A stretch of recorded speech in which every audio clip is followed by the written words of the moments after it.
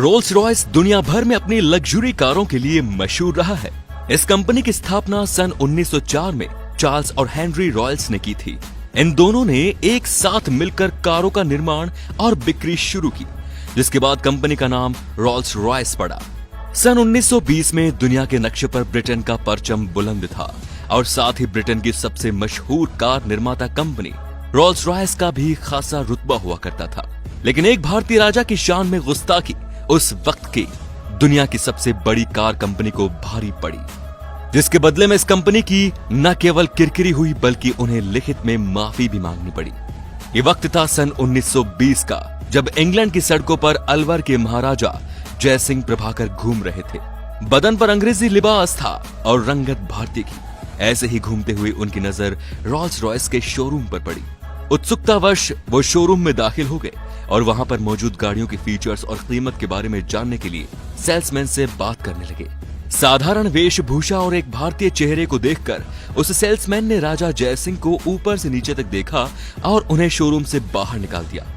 शायद उस वक्त सेल्समैन के दिमाग पर ब्रिटेनी हुकूमत का नशा रहा होगा, जो एक भारतीय चेहरे के पीछे छिपे महाराज को न पहचान सका।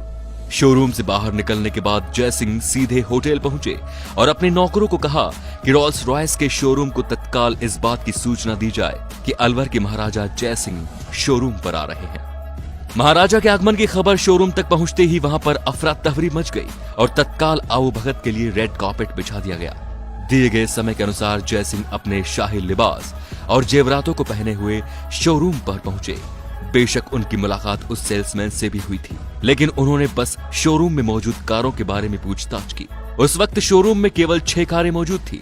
जयसिंह ने सभी 6 कारें तत्काल खरीद ली और उनकी कीमत नकद और जेवरात में चुकाई।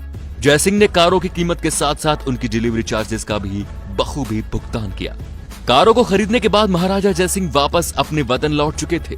रोल्स रॉयस की सभी 6 कारें भी कुछ दिनों बाद भारत पहुंची और उन्हें महाराज के महल में लाया गया।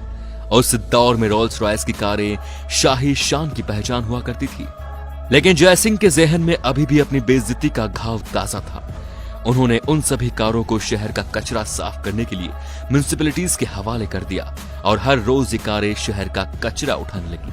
जब रोल्स रॉयस की कारों के आगे और पीछे झाड़ू बांधकर शहर की सड़कों पर उतारा गया तो यह खबर किसी जंगल में लगी आग की तरह फैल गई। बेशक इसमें वक्त लगा होगा, लेकिन इसकी तपिश ब्रिटेन तक भी पहुंची। रोल्स रॉयस की कारें, जिनकी छवि उस वक्त की सबसे शाही कारों में से थी, उससे भारत में एक राजा शहर की सड़कें साफ करवा रहा था। इस खबर से रोल्स रॉयस की छवि भी धूमिल हो गई और बाजार में भी उसे तगड़ा झटका लगा। साख के साथ शेयर भी गिर चुके थे, जिसके बाद कंपनी ने राजा जयसिंह को एक पत्र लिखकर उनके सेल्समैन द्वारा किए गए बर्ताव के लिए माफी मांगी और उन्हें 6 और रोल्स रॉयस कारें मुफ्त में देने की बात कही।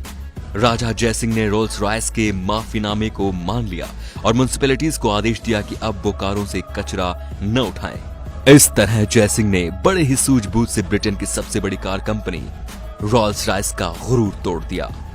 तो दोस्तों, भारतीय राजाओं के शौक और रुतबे के आगे कोई कुछ नहीं। महाराजा जयसिंह ने अपनी बेइज्जती का बदला कुछ इस प्रकार लिया कि रोल्स रॉयस को घुटनों पर ला खड़ा किया।